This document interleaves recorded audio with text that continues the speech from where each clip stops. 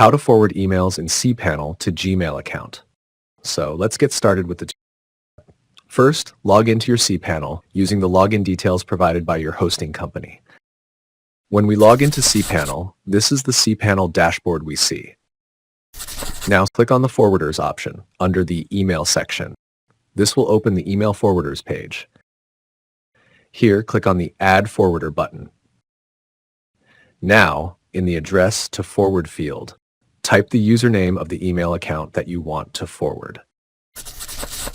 Next, select the correct domain that this email account belongs to. In this field, we need to enter the Gmail account to which you want to forward the emails from cpanel. After entering everything correctly, click the Add Forwarder button. And done. The forwarder email has been set up.